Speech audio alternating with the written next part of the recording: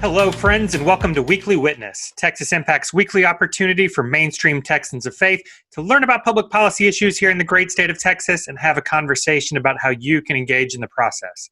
My name is Scott Atnip, your host and Texas Impact's Outreach Director, and today's episode is being brought to you by Methodist Healthcare Ministries of South Texas.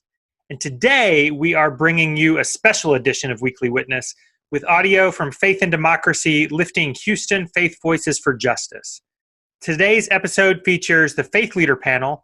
Later this week, we'll release audio from the racial justice and voting panels in the Weekly Witness podcast feed. So check it out, share it with your networks, and let us know what you think. We really hope you enjoy the conversation. Hello. All right, friends, we appear to all be on now. So hello, friends. My name is Scott Atnip, Texas Impact's Outreach Director, and I want to welcome you to the first session of Texas Impact's Faith and Democracy, Lifting Houston Voices for Justice. This session will be a panel discussion between 4 Houston area faith leaders, and I'll introduce those leaders in just a minute. But first, I want to give you some background and logistics for today. Today's event has 4 sessions, and you're welcome to attend as many as you want.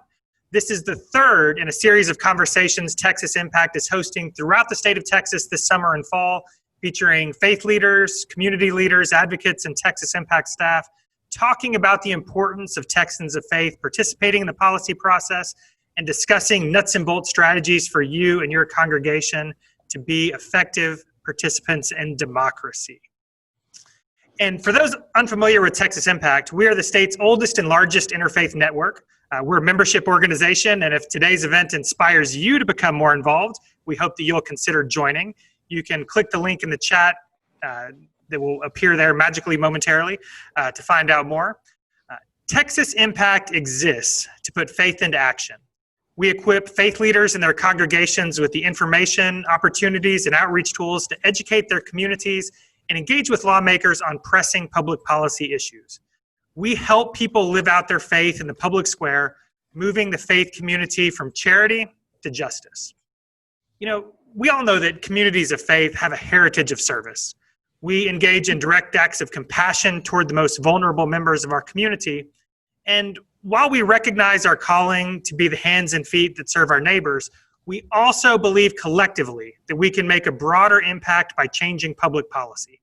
And that's where Texas Impact steps in. This fall, we're prioritizing our Texas Faith Votes campaign, which you can find on our website at texasimpact.org and momentarily in the chat. That campaign has 4 tools for you and your congregation to promote safe, accountable voting this fall. That includes, first, a checklist for those wanting to ensure a safe, fair election. Second, a pledge to vote based on values important to Texans of faith, such as climate, health, immigration, and a rejection of discrimination. Third, a challenge to recruit election workers. And fourth, equipping people to vote by mail. The link to Texas Faith Votes will be posted in the chat, and voting strategies will be discussed in the third panel today at 4:15, following this panel and our racial justice panel, which will take place at 3:15. So I haven't asked them, but I assume if I were to ask this panel, they would agree that they don't mind if you fill out those forms and make those commitments while we speak. I also want to take a second to thank our Faith and Democracy Houston co-sponsors, including the Texas-Louisiana Gulf Coast Synod of the Evangelical Lutheran Church in America, the Houston Faith Leaders Coalition, Boynton Chapel United Methodist Church, First Congregational Church, Kindred, and Bearing Church. So I want to say a special word of thanks to those organizations and congregations. Finally, I also want to describe the technology for you today. You should see at the bottom of your screen a chat and a Q&A feature. We're going to treat the chat as a place to have water cooler type talk. Texas Impact staff will be in the chat answering questions and engaging in conversation with you. If you have a question specifically for the panelists, please put it in the Q&A. The second and third panels should give you a little more time to ask those questions. I said in the waiting room to the panelists in this one, and I said it in Dallas, I hope to have time for questions in this one, but I know faith leaders and sometimes they don't leave us as much time at the end. You can also email me at scott@texasimpact.org, and I'll try to respond to you as soon as possible, but in all honesty, it might be tomorrow morning because I'm assuming that my inbox is currently being filled up with notifications that you're all signing up for Texas Faith Votes. I'll go ahead and ask the Texas Impact staff who are in the chat to introduce themselves. in that chat so they can get to know you, and we'll have more who will be joining us throughout the day. Finally, please make sure that you share the content. We're currently broadcasting on Facebook Live. This will be available on YouTube and in our weekly Witness podcast feed later this week. Use the hashtag Texas Faith Votes and go ahead and start making a list of people that you want to share this content with or that you want to make sure are actively participating in our election season this year. So with all of that, really want to thank all of our panelists and all of you for joining in. I am really excited about the conversation with this panel. With us, we have Bishop Michael Rinehart, Bishop of the Texas-Louisiana Gulf Coast Synod of the Evangelical Lutheran Church in America. Thanks, Bishop Rinehart. Good to see you. We have with us Rabbi Edwin Goldwyn of Congregation Beth Shalom in the Woodlands. Rabbi Goldberg, thanks for your time today. We have with us Reverend Kathleen Davies of Community of the Servant Savior Presbyterian Church in Houston. Reverend Davies, thanks for the time. And finally, Imam Tauqeer Shah, Brand Lane Mosque in Sugar Land. Imam Shah, thank you so much for the time. So thank you all for being with us. We will jump right in with the conversation. So I am assuming that the type of people who sign up to attend a Faith and Democracy event on a Sunday afternoon in September don't need a hard sell on participating in democracy, right? But at this moment, we are facing an existential challenge. As many Americans are disillusioned with the current reality of American democracy, they're frustrated that it might not work like it should, or that their participation or advocacy might alienate them from family and friends. I can certainly relate to that. I'm sure some of you can. So what encouragement can you offer from your theological tradition to help listeners who are feeling anxious or hopeless about civic participation? What kind of advice can you give them from your theological tradition? And I'll start with Bishop Rinehart. Well, hey, everybody. I'm going to say a couple of things. First of all, listen as much as you speak. It's hard to be heard if all we're doing is talking at people, and recognize your audience. It might be that Thanksgiving dinner is not the place to air every political opinion that you have. So kind of know your context. From my tradition, sin boldly. Luther had a friend who agonized over moral decisions. What if I do the wrong thing? What if I say the wrong thing? And sometimes indecision can lead to inaction. So don't become immobilized. You're probably going to make mistakes. Put it out there. Sin boldly, Luther said, but believe more boldly still. I love the saying from the Reformation: in essentials, unity; in non-essentials, liberty; in all things, love.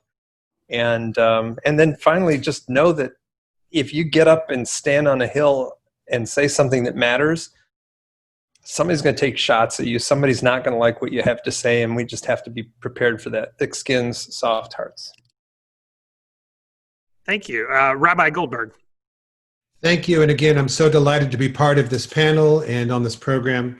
So I found this sticker which says, "I voted." Sadly, it's not for this year, at this month anyway, or next month. But I think this is the goal that we all want to get to. This is the mountaintop we all want to get to. So everyone has a sticker. And it's not easy, but hopefully it's possible. The scriptural reading that Jews throughout the world read this past Sabbath talks about Moses telling the people it's not too difficult. And it's not clear what the "it" refers to. Does it refer to repentance? Does it refer to scripture in general, the commandments? I like to think it refers to making the world the place we need it to be. It's hard, yes, but it's not impossible. And I think helping people remember that is so important. We're also told that everyone is part of the community. In the scriptural passage, it says, even the water drawer and the chopper of wood, right? The people that often we don't think about as having a voice, they have a voice too.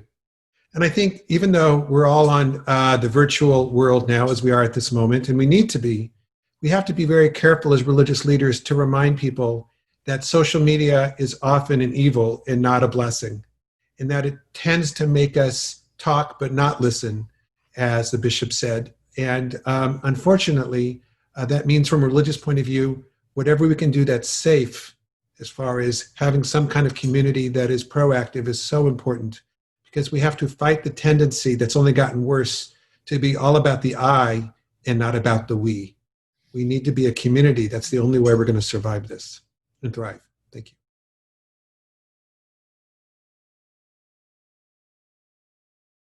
Sorry, and Imam Shah.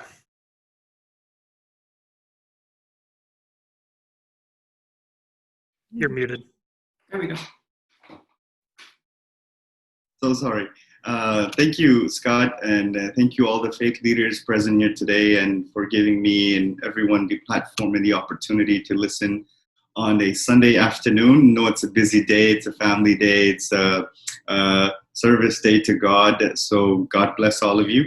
I think it's a very important question, and I don't want to be the one to talk too much, so I'm going to make it short.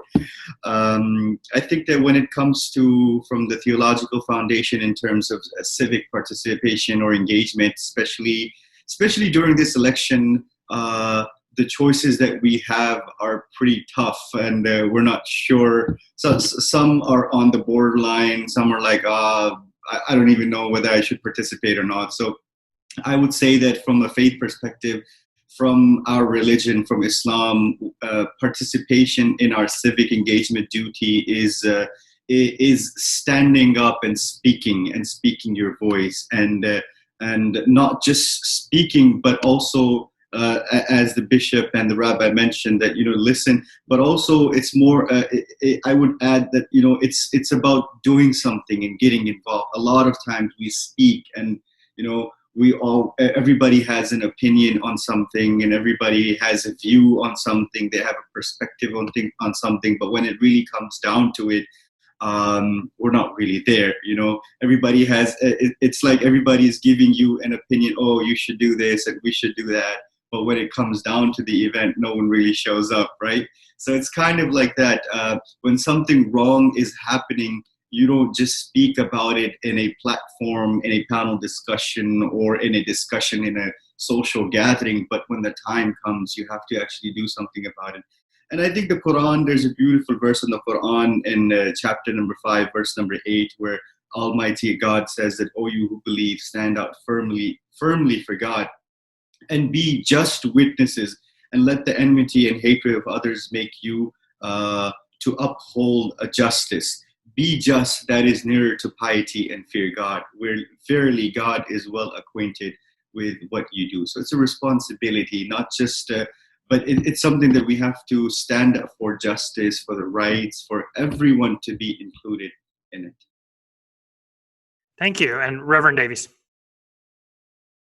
Is the Oscar music going to start playing? Like, we're out of time now. Get the hook. We'll have to work on that for future panels. I've been taking notes on everyone's wisdom, and I guess one of the things that I would like to say, which is not necessarily belonging to Presbyterians at all, but to all of us, is what I end every Sunday with on our Facebook Live worship. We are not back together yet in person, and so what I say at the end of most Sundays, or at some point in the service, is do not grow weary in doing good. Just don't grow weary, and if you are, then lean on, then let me carry the baton for you. That we are together in this, and that it is overwhelmingly difficult to consider the state of the world, especially if you are quarantined during a pandemic and you are receiving all of the information alone. And so my concern is that the weariness that is happening, which could lead to senses of apathy, or, there's no point. So do not grow weary. And also, I want to tag on to what Rabbi Goldberg said, that, and it's actually what I preached last Sunday. So this idea of that we can be the people that stop calling out and shift the conversation to calling people in. So remembering that social media is a nightmare.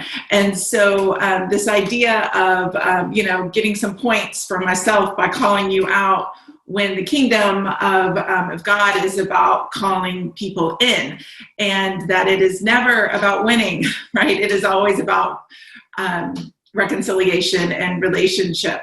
And so I am on the other side of this election from a great majority of my family, not my congregation, praise be, but my family and extended family. And so I do wonder what Christmas will look like, because that's kind of the next time we all get together, no matter the outcome of the election, what that looks like, and how we can gather around table together. So that would be my 2 cents. And that's interesting that several of you focused on this idea of inclusion and listening. And certainly on this panel, there is certainly we have diversity in traditions, but also within each one of your traditions, there is a great diversity of thoughts and opinions, right? So I recognize that it's sometimes challenging for faith leaders to speak out on justice issues, to promote advocacy. So how do you decide when it's important to speak out, and how do you decide what you prioritize? And are there things you are currently prioritizing? So several questions in there, and we'll start this time with Rabbi Goldberg. Thank you. Well, I moved to Texas from Chicago a little more than a year ago. Welcome. And there's thank you. I'm loving it. But there's basically, in my Chicago congregation, little I could have said on a liberal side that would have raised an eyebrow. Texas, of course, is a different place. And so when I came here, I was able to take wisdom from 2 Protestant preachers, historically brilliant preachers, who taught me 2 very important lessons. The first person was Bill Coffin, William Sloane Coffin, a great leader of the civil rights movement and a great preacher. And he's on record as saying that he would never cover a very difficult, controversial topic like the Vietnam War until he had studied the issue for sometimes as much as a year. And so I'm very careful if I do take a stand that might be controversial, that I make sure I know what I'm talking about. But I was even more impressed with his inspirational teacher, an amazing man named Harry Emerson Fosdick, who was known as a great preacher, but he's also on record as saying he would never preach to his congregation until he knew everyone personally and had been a pastor first. Now, there are many, religious leaders who are great pastors and not great preachers, but Fosdick is a giant of a preacher in history. And the fact that his pastor, because he understood at the end of the day, it's got to be personal. It's not about getting up and just saying what you think. You want to convince and win minds and hearts, and people need to know that you care about them first. So since I've only been here in the congregation for about 16 months, I've been working more on the caring and less on the taking particular, what might be considered controversial issues. However, I do talk about the morality that I see in scriptures, and people then can make their own conclusion if they want to, and they have. All right, thank you. Imam Shah. Thank you. I think that your question is very important, and I think very personal to everyone, given the background and diversity.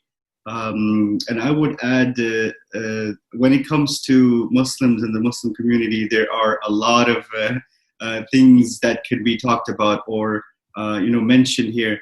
But I would say that just last week we were talking about in my congregation as well, in my sermon, that anytime you see injustice or we talk a lot about theology, foundation, principles, and values, but sometimes, and especially rituals as well, but sometimes we lack the basic morality, ethics, manners, respect.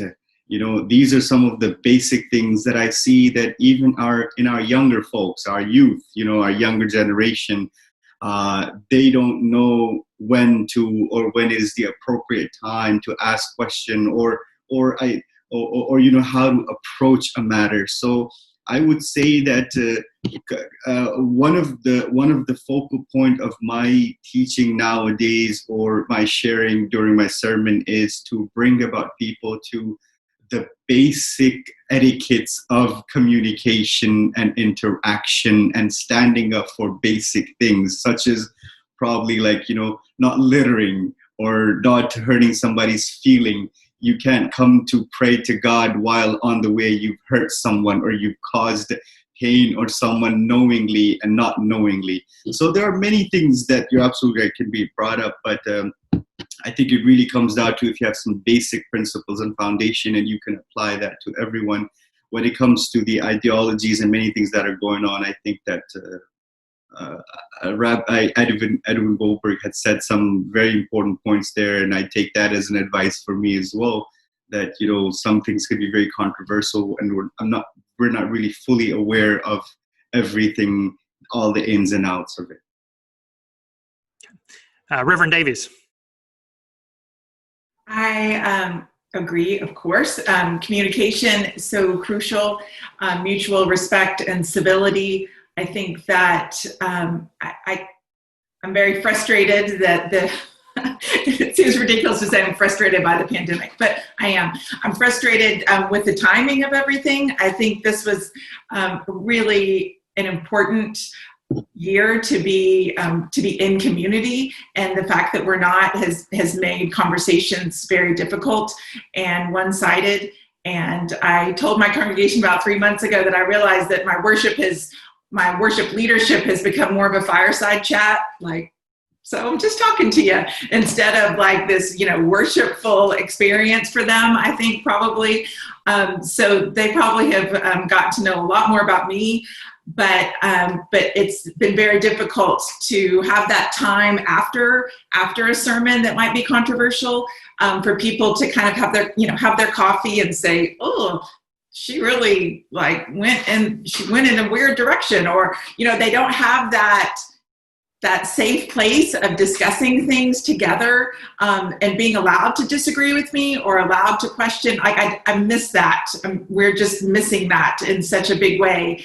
And Facebook Live and worship, you know, they can comment in the comments, but once it's done, you know, it's done. And I feel like that is a really crucial part of the worship experience, and something that we take from our Jewish brothers and sisters, this idea of talking it out. And so we're missing that, which is a big shame, I think, especially coming up to an election, because if we,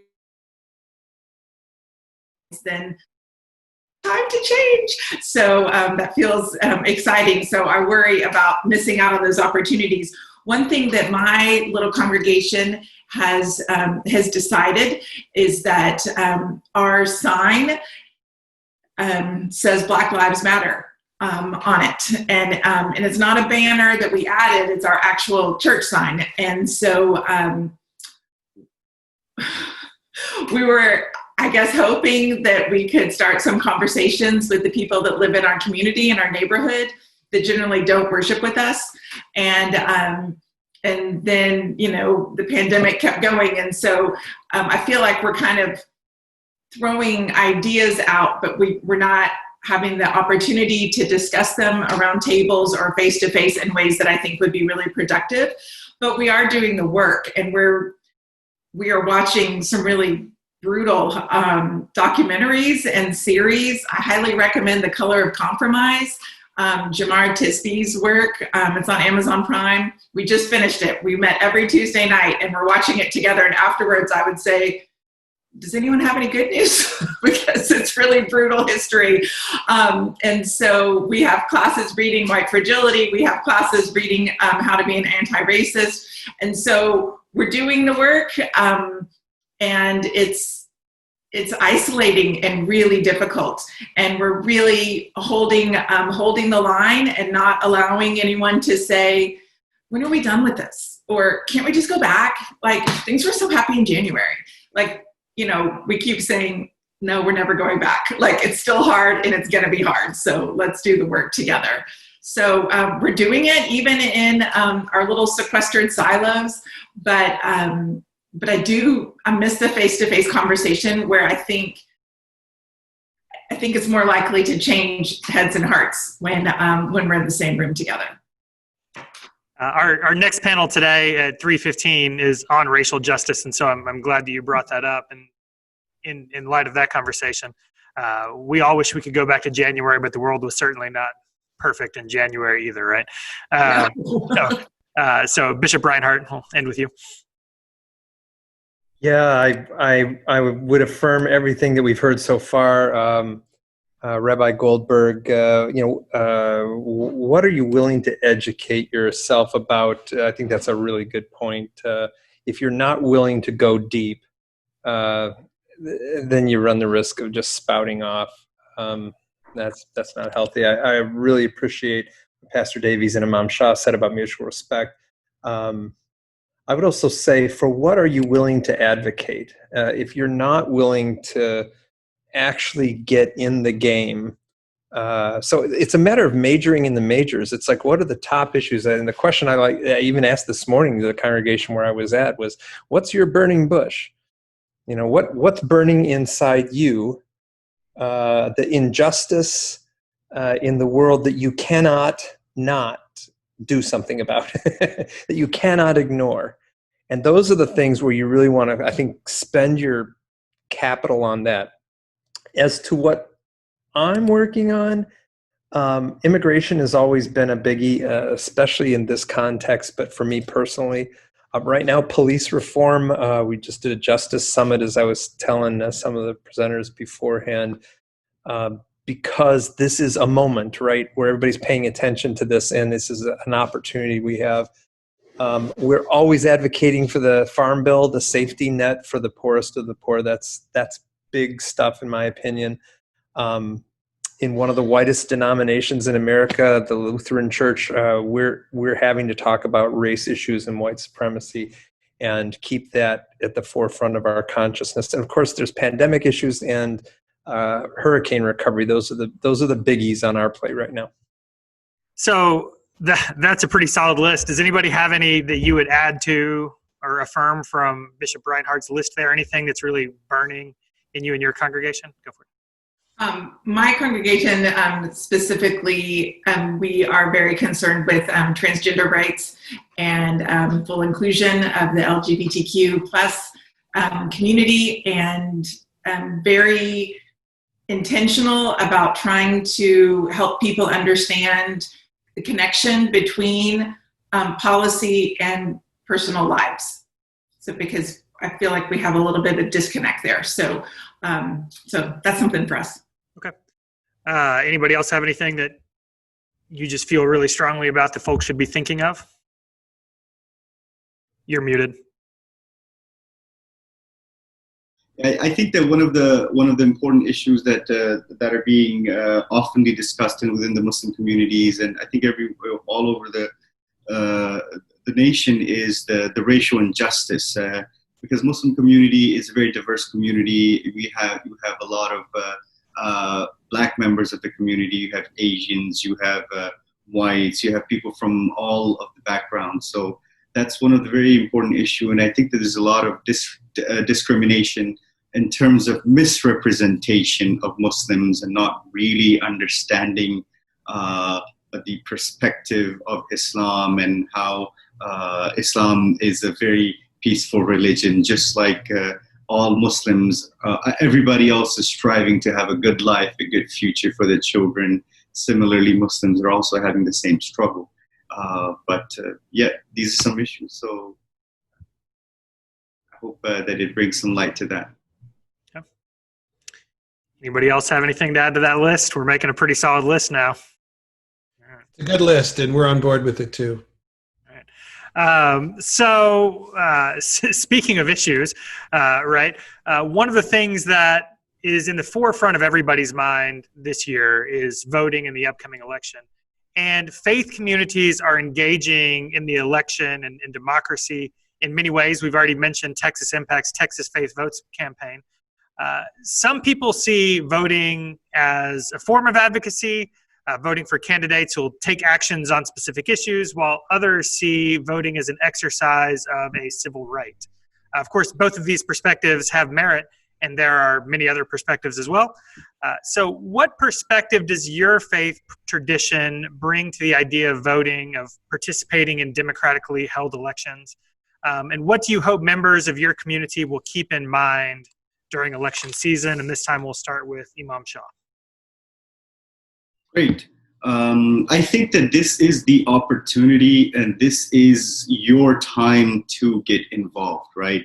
This is everyone's right, and this is everyone's opportunity and time to speak up. Yes, we can do a lot of things individually. We can do a lot of things as one church, as one organization, as an individual, but this is the time to get involved.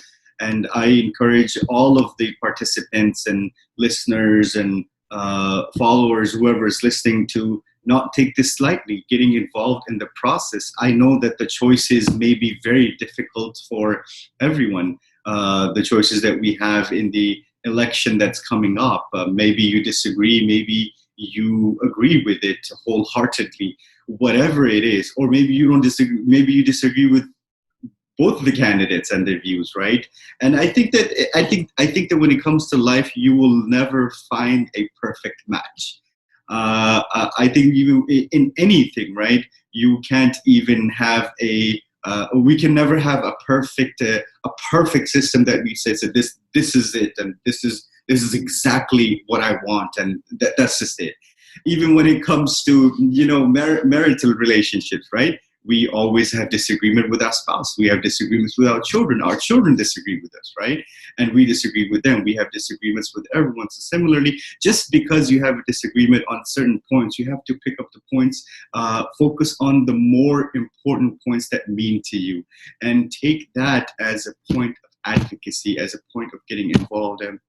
And don't take it lightly. Get out there and vote and be part of the process, be part of the solution. At least do your part of getting involved. I'm glad my wife is not on right now to make a list of all of the ways we disagree in the chat. So we'll move on to Reverend Davies. Yes, I agree with that, Scott. Yes, one of the conversations that is really important in my congregation, and I'm pretty sure they are tired of me bringing it up, but especially since 2016, I keep circling back to trying to explain the foundation and dangers of civil religion, and this understanding of the separation of patriotism versus nationalism, and patriotism versus our faith walk, and never the twain should meet, and trying to get them to, and they do, I mean, they're brilliant and wonderful, and I'm probably preaching to myself more than anyone else, but that we are not, I want to just piggyback on what Imam Shah said, that the no candidate is perfect, and that we are not voting for a savior to save us. We are voting for a leader to lead us. And as we are all sinners, that, who will put policy in place to protect our vulnerable. Like that's my goal. So that's really important. Also, my denomination, Presbyterianism, I mean, it's what our government was founded on. The idea that we elect representatives, and they are to represent us. So sometimes in a red state, am I allowed to say that? Where I will have people say, it's like my vote doesn't even count. Then I will say, but you're not just voting for the top name. Like, all of these people going all the way down the ticket, they represent you. Like, sometimes, and we saw that in 2018, where you can make a difference. Like, your vote really does feel like it matters a little bit farther down the ticket sometimes. So when we're getting weary about the Electoral College, we can look and say, hey, who do I want to represent me? And I feel like there's a lot of empowerment available there if we could kind of focus on that. Absolutely. And as somebody who works in the Texas legislative process, those those state house races, those districts are small, and organizing a few dozen people can make a really big impact. And those are also the folks most responsive to you and your community. Let's continue with Bishop Rinehart. Well, from my tradition, actually, one of Luther's issues was bishops not being appointed by ecclesiastical officials, but being elected from the base by the people. This was an important issue in the Reformation. But bringing it up to the present, Lutherans are passionate, my faith community in particular, and I think this is probably true of a lot of Protestants in general, about encouraging faithful and nonpartisan voter participation by providing faith-based resources. Because if you're passionate about injustice, getting leaders, the right leaders, faithful leaders in place is absolutely critical. And so voting becomes so important to recognize that economic injustice is still a reality. Gender, racial justice, these things, and so voting is a way of moving the system, but then also making it possible for those folks to vote is absolutely critical. Not blocking people from being able to vote. This is very important. Amplifying the voices of young adult leaders, racial minorities, religious minorities in the U.S., encouraging them to be part of the democratic process, engaging with and equipping ethnic communities to talk about voting rights and race and their connection with elections today. Very important to us. And especially important this year, and something that we'll be talking about during the third panel today. We'll be talking about voting rights and how congregations can help make sure that we have safe, fair elections. We'll close out this question with Rabbi Goldberg. And I'll remind folks, if you have questions for this panel, you can go ahead and post it in the Q&A feature. Thank you, and I'm learning so much from our panelists. Thank you. Before I was a rabbi, I was an English major, and I know many of us know this famous quote from William Butler Yeats. He was speaking of a time when the best lacked all conviction and the worst were filled with a passionate intensity. The problem with just saying I'm religious but I'm not politically active is that you're basically ceding the field to people who may not have the values that you hold so dear and think are so important. And that's why in the Reform movement, not only do we have a worship arm, but we also have something in Washington, D.C. called the Religious Action Center. And we have various state representatives as well. And this is designed with the idea that as important as November 3rd is, and of course every election is important, advocacy doesn't just happen every other year. Advocacy is something that happens all the time. So one of the things I've loved doing as a rabbi most is taking our 10th graders to Washington, D.C., and informing them, helping them understand what are the issues that Reform Judaism holds to be really important, and then meeting with members of Congress, and these 10th graders make the case.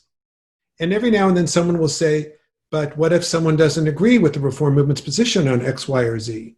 And the answer is always great. When they're back home in Texas, in this case, we'll have them meet with their member of the House or their Senate member, and they can share whatever view they want, and we support that. But when we come to Washington as a group, we do actually have specific issues. It's not about who to vote for at that point. It's what member of the House or Senate will vote for which bill. It's really about the nuts and bolts. And so I think that is not only an option for religious people, it is a requirement. I won't call it a commandment, but I'll call it a requirement because, again, other people are doing that. And if we're not doing that as well, then our voice isn't being heard. I'll probably get in trouble for saying this, but one of my favorite things I get to do in our job at Texas Impact, we represent the views of faith traditions like all of ours, is when students or faith groups or denominational bodies bring their young people to Austin, and we get to bring them over to the state capitol to have those similar conversations. Seeing them participate in the process, oftentimes for the first time, is a pretty exciting thing to do. I say I might get in trouble because there are other people who are listening who I do stuff with, so I don't want them to think that their thing is not also my favorite. So Houston, Texas is one of the most religiously diverse cities in the United States. It's also home to a phenomenon known as voting deserts, areas where voter participation is really, really low. And so given the city's extreme religious diversity, is there anything you wish local officials would do to engage the broad range of faith communities around civic engagement? And can you think of ways that local officials could partner with faith leaders of all faiths to emphasize the importance of voting? And sorry, I'll start with Rabbi Goldberg this time. Well, of course, this question would have been answered differently even just 6 or 7 months ago. Right. Every congregation I've worked at that I can remember, right? To the extent that we can promote any kind of voting that is safe, and for most of us that will be mail-in voting this year, or to have enough polling places and early polling places so no one feels they have to wait in line for hours or be exposed to the virus. That's the most important thing. It's really the nuts and bolts. And to help people understand that those voting establishments are safe and important, and that the United States Post Office is safe. Because part of the problem is the cynicism that people say, why should I vote? It's not going to make a difference. Well, this year, it's not just about the red state versus the blue state. It's also about literally, will that ballot get to where it needs to go? I was in Florida as a rabbi in 2000. I saw the hanging chads. I saw the craziness of that time. And I fear this time could be much worse if we're not very careful. So just as religious leaders, we've been asked in Houston to tell our congregants to be careful. You know, Labor Day weekend, the message was, it's not time to give up on the virus. The virus hasn't given up on you yet. I think we can use our pulpits to say, make the voting happen, help it happen, and help your neighbor get out to vote too. Thank you. Imam Shah? Absolutely. Thank you so much. I think education and awareness is very important, and many organizations, especially those that are involved in civic engagement and civic awareness, have upped their game, and they have everyone's gotten creative, and they are reaching out to the communities, to everyone. And I think that religious leaders have a responsibility, especially towards their faith, towards the scripture, and towards their community as well. So they need to they need to bring about these kind of education and awareness through the pulpit, through their sermons, because the weekly sermons that people attend, especially of the ones that for Muslims is Friday, and then you have Saturday, and then you Sunday. We have access to a lot of people, especially faith leaders have access to a lot of people. And when a faith leader, imam, rabbi, bishop, reverend, pastor says something, it means a lot, because I think that they've been involved in the community. People trust them with their personal issues as well. People trust them to take advice from them. So I think that it is very important that faith leaders should utilize whatever resources they have to bring about that awareness, and they themselves need to educate themselves and educate the community and their followers regarding the importance of all of this. And I think we're doing that. Thank you. Reverend Davies. Scott, there is a question in the Q&A, and so I didn't know if you wanted me to start with that one, or would you like me to? We'll finish this one, and then I'll get to that one. My congregation lives in the building in a bit of a desert, I would think, and a voting desert. And there's been a great deal of controversy within our governing body about whether to open the church for voting, like as a place to vote. And I have been surprised and saddened by the fear and concern that I hear in my congregation about the potential for violence and the feeling that it will be a violent day. And I was laughing about being in Florida during 2000 because my son was born during that time, and the headline for the newspaper on the day he was born was, "Who's our president?" So I don't plan on anything like that happening again, but who knows? Because I didn't plan on a pandemic, so here we are. But the idea that people are afraid of violence at election sites is very concerning to me. And so that is a conversation we're having about how can the faith community, our specific faith community, how can we be a gentle, safe presence in the midst of that. We also have an Office of Public Witness in Washington, D.C. that is giving us some good advice from that. But it's an odd time to be facing an election. Generally, I'm excited. I think voting is exciting, and so in 2018, I couldn't wait to go vote, and I feel a sense of unease that is new for me. And so we are having conversations about how to make everything safer for the community around us. And Bishop Rinehart. Pastor Ashley Del-Giacomo in the comments mentioned that some congregations have done drive-through voter registration, and that's kind of a clever thing. Pastor Ashley's at one of our congregations in Montrose Kindred. And when we had the food distribution a little while back in the 3rd Ward, they had a voter registration set up there as well, too. So I think there's a lot of creative stuff that can be done. We have a very, very small group of people that make big decisions in Houston, and that has got to shift. So we need to work really, really hard on that. As to the question of what our leaders can do to engage our faith leaders, what our city leaders in Houston can do to engage faith leaders, I got to tell you, Mayor Turner has been very warm and inviting. He'll call in faith leaders on a question of something that he's wrestling with, or on an initiative that he would like to push out, and he wants buy-in and maybe a little bit of pushback. Is this going to work with our people? He's been quite open, and when the religious leaders get together and they've got an issue and ask him for a meeting, he's pretty open. I think the challenges may be out in what Mayor Turner calls the lands.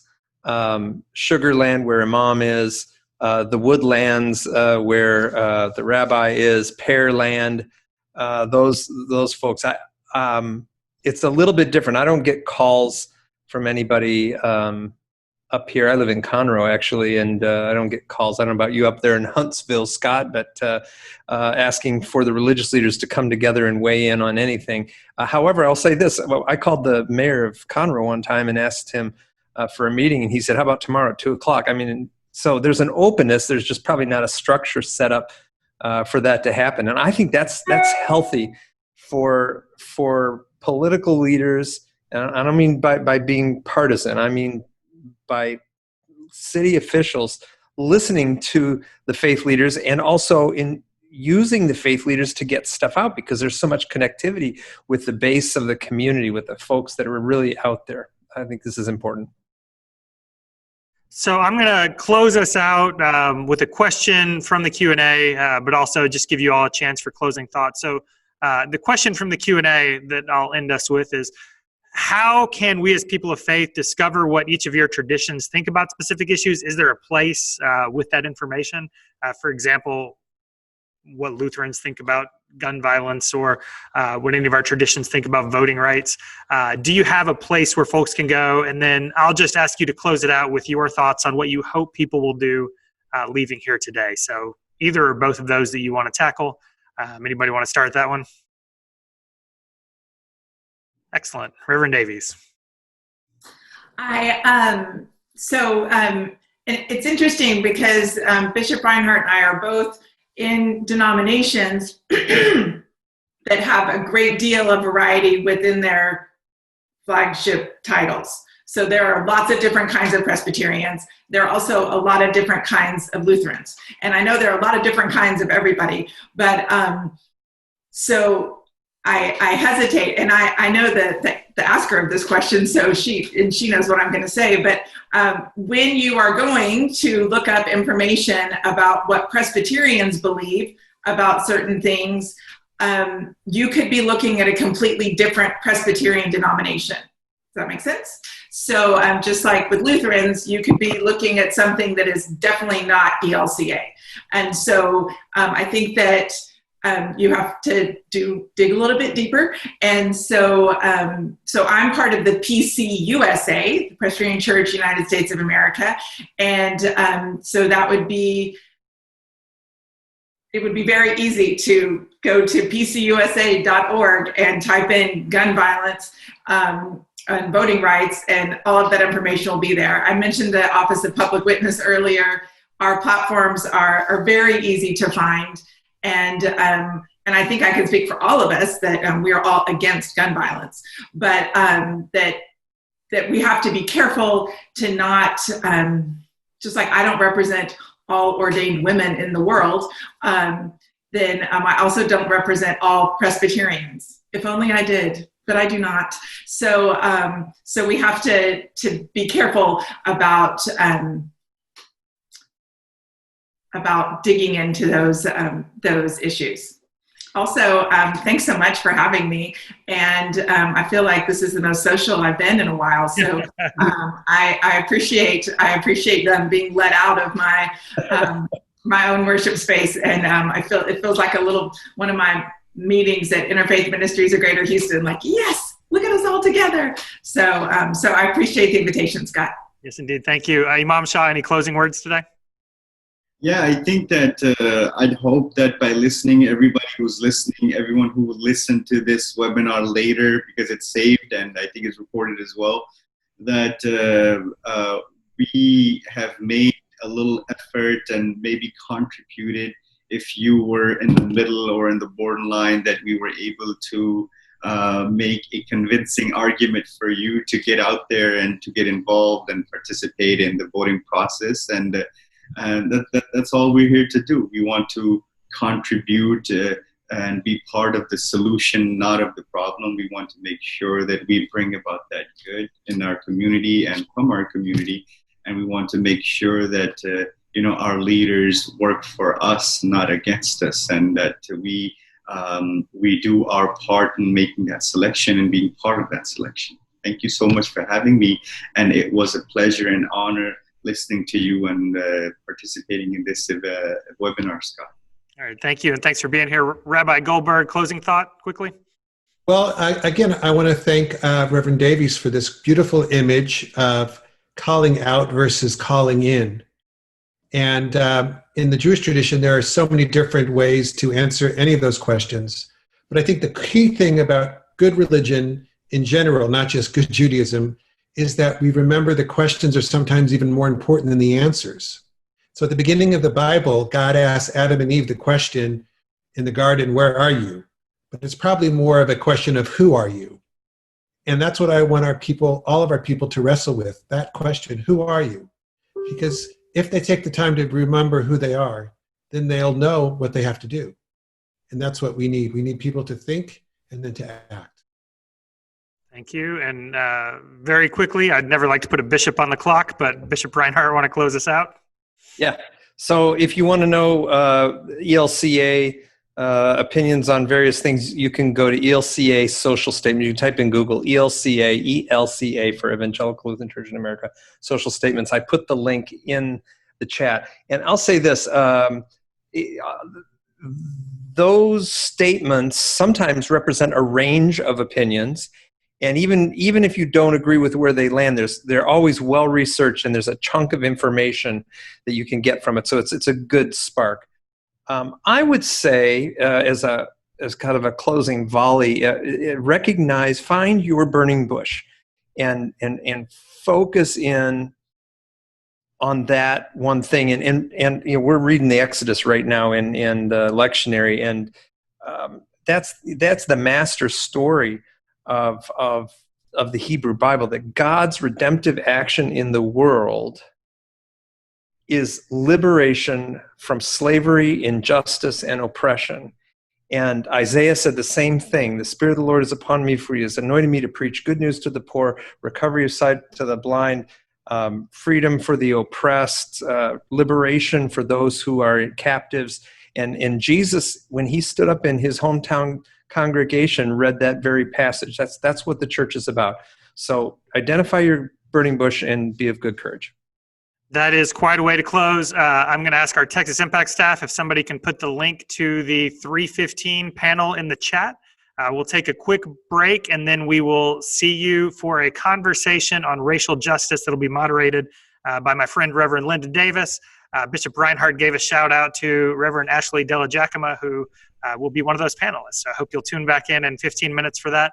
Friends, we have work to do, and I really appreciate each one of the panelists today for helping inspire us and motivate us to get to work, both in terms of the election and the advocacy work that follows. You're all amazing. Thanks for tuning in. We'll see you in 15 minutes. Thanks, friends.